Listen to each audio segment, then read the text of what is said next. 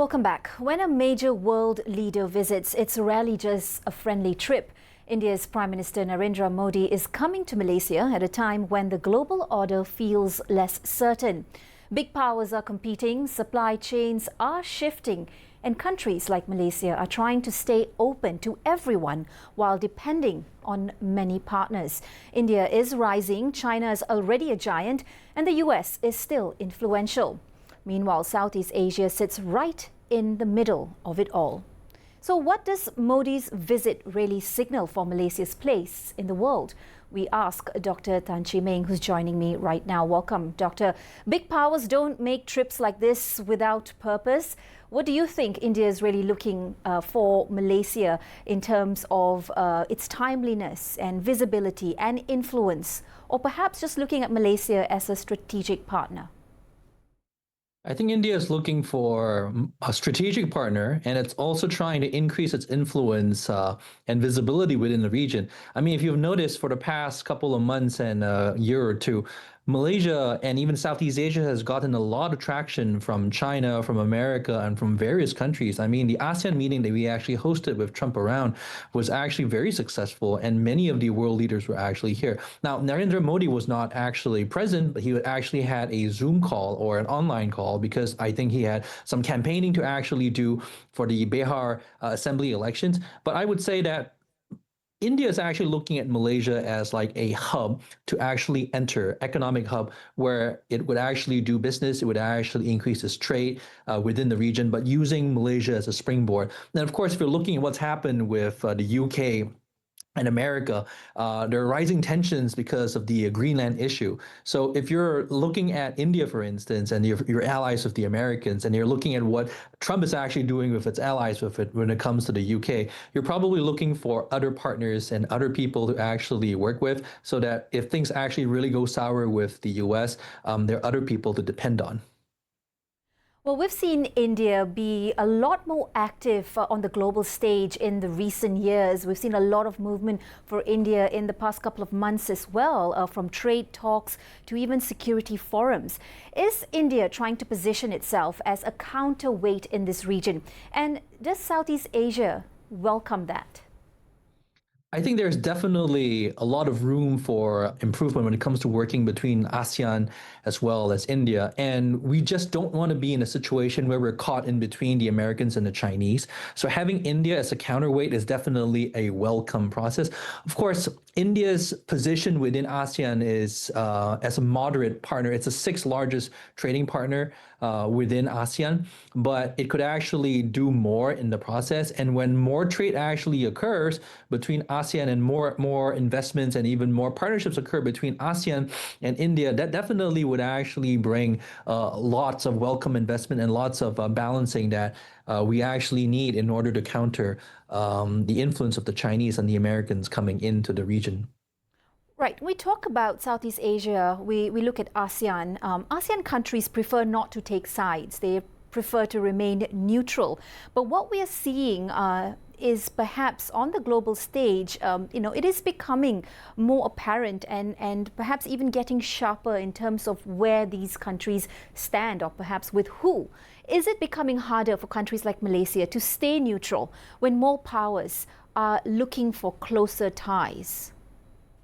I think that's definitely true. I mean, all these countries are working with Malaysia and ASEAN not because they're doing this necessarily for charitable reasons, right? I mean, they're doing this for the interest of their own country. Now, the question is, can we actually have a win-win situation where countries that work with Malaysia, that work with ASEAN, actually benefit alongside Malaysia and ASEAN as well?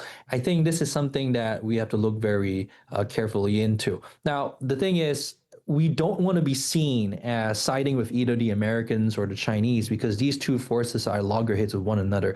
And we don't want to be seen as siding with the Indians necessarily in a very overt fashion. So there must be some balancing where Malaysia may be taking lots of funds or capital from the US, from the Chinese, but using Japanese and US technology, for instance, and accessing Indian markets. But we need to be very careful in the language we're actually using so that we don't actually seem like we are falling onto one side and we are actually being claimed to be explicit allies or very close allies to certain forces.